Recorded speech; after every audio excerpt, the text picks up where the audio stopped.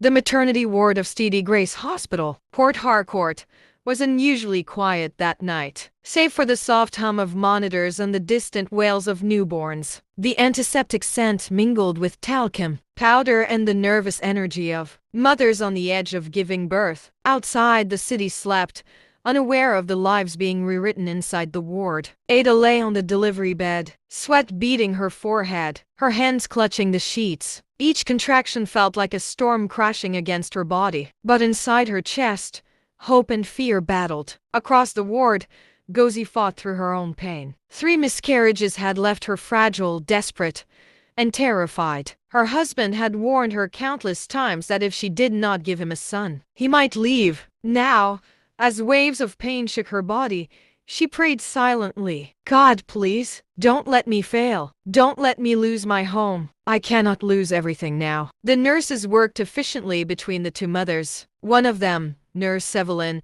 a veteran of the hospital for over 20 years, was calm but alert, her hands steady as she monitored the births. Yet tonight, the echoes of Gozi's desperate whisper lingered in her mind, and a troubling thought began to form. Ada's cries intensified, her body tensed with the final push. Then, at the peak of her pain, Ada delivered a healthy baby boy. The midwife lifted him high. His cries were strong, piercing the ward like a trumpet announcing life itself. Ada's tears mingled with sweat. But before Ada could even hold him, Nurse Evelyn quietly carried the boy away for routine post-delivery checks. Across the room, Gozi had delivered her baby girl, fragile and perfect.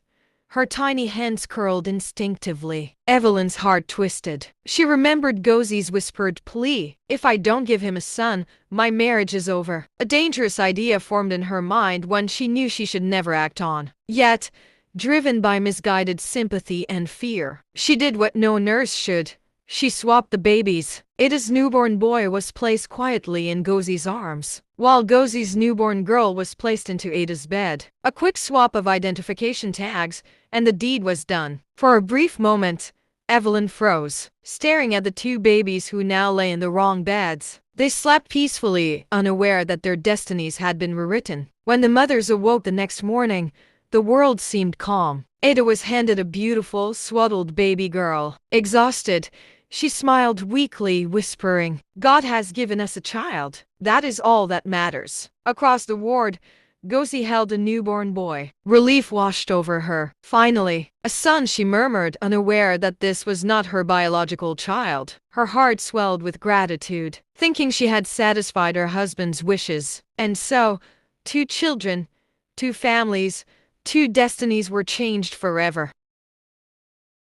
In the months that followed, both families settled into their new realities. Ada poured her love into the girl she believed to be her son, teaching her, nurturing her, and watching her grow. She called her my little princess, never suspecting that her real son was being raised elsewhere. Gozi, too, doted on the boy she thought was her own, guiding him, cheering his achievements, and cherishing him as the son she had so desperately prayed for. Meanwhile, Nurse Evelyn could not escape the weight of her actions. She haunted herself with the image of Ada's boy and Gozi's girl, knowing she had interfered with fate itself. She had changed lives, altered bloodlines, and set a ticking clock on secrets that would one day explode. But for now, the ward was calm. The babies slept, the mothers rested, and the families celebrated. Unseen, the seeds of a dramatic and painful revelation had already been planted. Destiny was merely waiting its turn. 10 years later, the day truth fell like thunder. Ada and her husband, Emeka, had built a happy home. They had 2 more sons after their first child. Yet their daughter, Chidinma, was the jewel of their hearts, brilliant, obedient, beautiful. One Saturday morning, Chidinma fainted in the sitting room. Her skin was pale, her breathing shallow. "Mama, I feel cold." Panic filled the house. They rushed her to Steady Luke Teaching Hospital. After hours of tests, the doctor approached with a troubled expression. "Your daughter needs an urgent blood transfusion. Her levels are dangerously low." Relieved, Emeka replied, "Take my blood. I am her father." But minutes later, the doctor returned, confused. "Sir, your blood doesn't match hers." "That's impossible," Emeka shouted. They tested Ada. The doctor returned again, even more confused. Madam, you also don't match. In fact, neither of you is even a possible biological match for this child. Ada's knees buckled. Emeka stared at her with betrayal burning in his eyes. Ada, who is the father of this child? Who did you sleep with? Ada burst into uncontrollable tears. Emeka, I have never cheated on you. That girl came from my womb. I carried her for 9 months. The doctor attempted to calm them, but Emeka had already walked away in anger. They had no choice but to search for a donor from extended family. Yet every test failed. No sibling matched. No cousin matched. No relative matched. Whispers began in the hospital.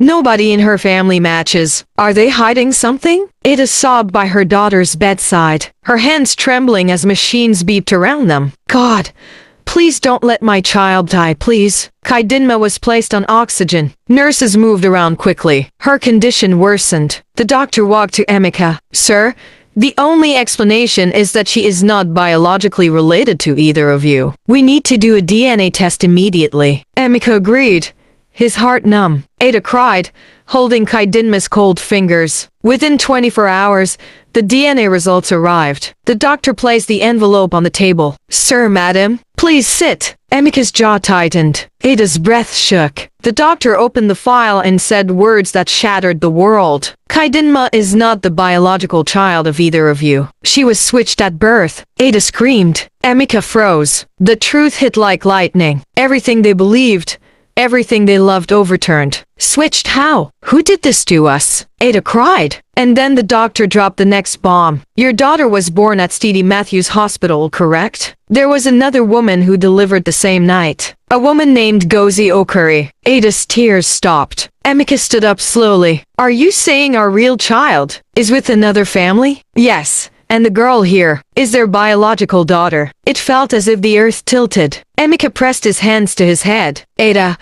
what have we done to deserve this? Ada whispered, shaking. Bring my child back. Bring my baby boy back. But fate had one more twist. Ngozi's son, Ada's real biological child, was healthy, strong, and living a life that was meant to be Chidinma's. And Nurse Evelyn, now retired, was the only person alive who knew the truth. The hospital room was silent except for the steady beep of the heart monitor beside Chidinma's bed. Ada sat on the floor, her wrapper stained with tears, her hands shaking uncontrollably. My child, my baby, how can she not be mine? She whispered. Emeka stood by the window, his silhouette sharp against the dim light. He had not spoken to Ada in 2 hours. Anger and confusion battled inside him. Finally, he said hoarsely, we must find the other family. The doctor nodded. We traced hospital records. A woman named Ngozi Okorie delivered the same night. She took home a baby boy. Ada's heart dropped. A boy?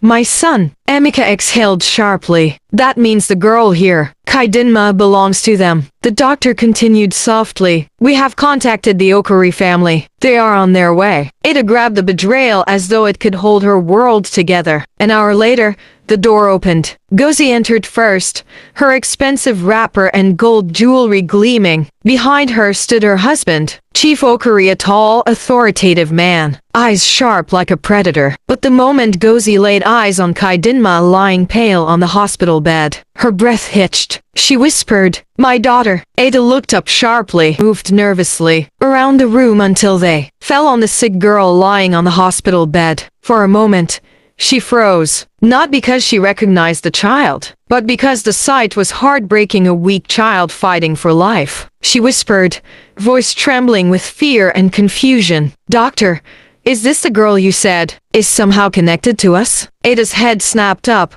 her eyes swollen from crying. She clutched Chidinma's hand to her chest. She's not some girl. I raised her. I fed her, bathed her, carried her on my back. She's the child I have loved for 10 years. Her voice cracked painfully. But they say, she is not mine by blood. Ngozi covered her mouth, shocked. I don't understand. I've never seen her before.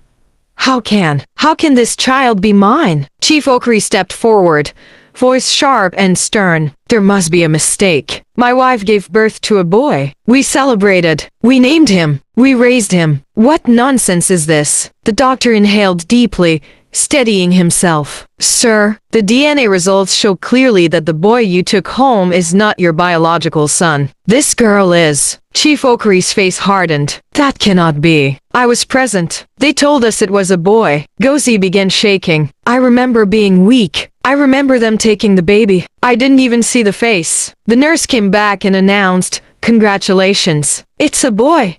I believed her. Ada's voice trembled as she asked softly, "Who announced it?" Gozi's tears fell harder. "Nurse Evelyn. She was the one on duty that night." Ada's heart burned with rage. "And she stole my son from me and handed him to you." Emika's fists clenched, fury swelling in him. "So a nurse decided our fate? Ruined our lives? Tore two families apart?" Gozi collapsed to her knees, sobbing uncontrollably. "I swear I did not ask anyone to steal a child for me. Yes, I prayed for a son, but I never told anyone to switch babies. God forbid!" Chief Okorie turned to her sharply, betrayal etched across his face. "Gozi, are you sure you didn't tell the nurse anything?" Gozi shook violently. I swear on my life.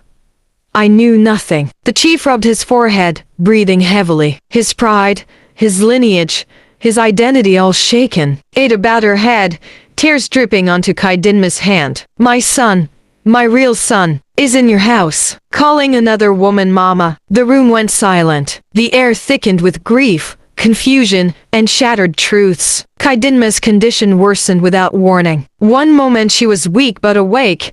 The next she was barely breathing. Nurses rushed in as the monitor beeped wildly. The doctor frowned deeply. "She's slipping into severe anemia. We need blood immediately." "But doctor, you already told us none of our blood matched hers." "Yes," the doctor said.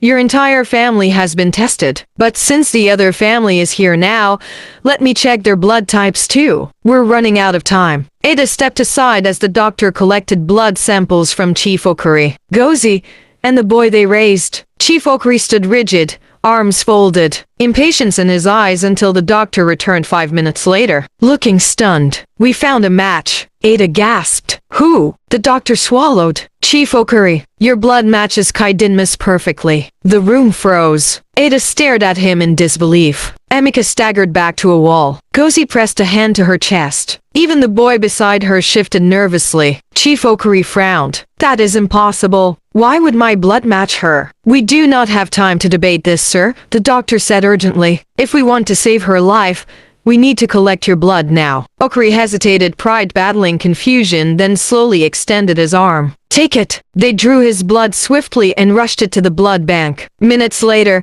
a screened and labeled unit returned, and nurses began the transfusion. Ada covered her mouth, crying silently as the red fluid flowed into her daughter's veins. Slowly, Chidinma's breathing steadied. Her pale skin warmed. The monitor's beeping leveled into a normal rhythm. The doctor released a long sigh of relief. "She's responding very well. The transfusion is saving her." Ada collapsed in a chair, sobbing. Emika held her tightly. Chief Okorie, however, just stared at the girl in wonder and confusion. His blood, a perfect match. For a girl who should have been a stranger. Gozi noticed his expression and whispered, "Chief, what does this mean?" The doctor answered for him. "A match that strong suggests a close biological connection." That was when the door suddenly opened. "Chief Okorie, Madam Gozi," the doctor continued, "your DNA test results are ready. So are yours, Mr. and Mrs. Emika." Everyone froze. The doctor placed two envelopes on the table, one for each family. He opened the first. "Chief Okorie, the boy you're raising is not your biological son." Gozi gasped and staggered backward. The doctor opened the second envelope. "And Ada, you already know that Chidinma is not biologically yours, as I have already shown you and your husband. Your DNA test results. She belongs to the Okorie family." Silence hit the room like thunder. Ada inhaled sharply, eyes wide and grieving. Emika clenched his fists. Chief Okorie's jaw twitched. Gozi broke first, crying out loud in the doctor's office saying, "Is this how my daughter would have died? My one and only daughter." Ada stiffened. "Your daughter? She is my daughter. I raised her. I fed her. I carried her through fever and sickness and joy. She is mine." Gozi cried harder. The shock from the DNA results lingered in the air long after the doctor left. Two families, 2 homes, 2 children, shared by fate. Chidinma slept quietly now, recovering from the transfusion. Her chest rose and fell gently. Her color was returning. The room was no longer filled with panic, only silent heartbreak. Ada sat beside her daughter's bed, one hand on the girl's forehead. Gosi stood on the opposite side, eyes swollen from hours of crying. She looked at Chidinma with a mixture of guilt, wonder, and longing. For a long moment, neither woman spoke. Then Ada broke the silence. "What do we do now?" she whispered, her voice shaking. Gosi swallowed painfully. "I don't know. I don't want to take your child away from you, but she is mine too. This is her blood. My blood." Ada wiped a tear. "I raised her. I loved her. But I cannot deny what God has revealed. She deserves to know the truth. She deserves both of us." Emeka stepped forward, voice trembling but calm. "We are all victims here. None of us planned this. The real enemy is whoever switched the babies. We must not fight each other." Chief Okorie, who had been standing by the wall, exhaled deeply. He walked to the bed, looked down at the girl, his daughter, and then turned to Ada and Emeka. "I am a proud man. Everyone knows this. But today, fate humbled me." He paused. "If my daughter had died today, I would never have forgiven myself. And I cannot pretend your pain is less than ours. You raised her with love. That love saved her life." Ada broke down, covering her face. Okorie continued softly, "There is no winning in a fight for custody. Only more pain. I propose something else. Something rare. Something difficult." He looked from his wife to Ada. "We raise them together, as one extended family. No separation. No hiding. No stealing affection or loyalty." Gosi nodded quickly, desperate for peace. Yes, I want that. Please. I want both children to grow with love from all sides. I want your daughter to know I never abandoned her intentionally. And I want my son to know his biological mother also exists and cares." Ada lifted her head slowly. "Co-parenting together? Both families?" Emeka placed a hand on her shoulder. "It is not about them alone. It is about healing all of us." Ada hesitated for several breaths, then nodded. "I agree." And just like that, 2 broken families made the hardest, most mature decision of their lives. Chidinma's recovery and discharge. By the 3rd day, Chidinma was fully conscious. She blinked in confusion at the sight of 4 adults constantly circling her bed. "Mummy, why are you crying?" she asked Ada. Ada hugged her gently. "I'm crying because God saved you, my baby. That's all." She couldn't tell her yet. Not now. Not while she was still so fragile. The doctor came in smiling. "Congratulations, everyone. Chidinma is stable and ready to be discharged. She must rest, eat well, and come for weekly checkups.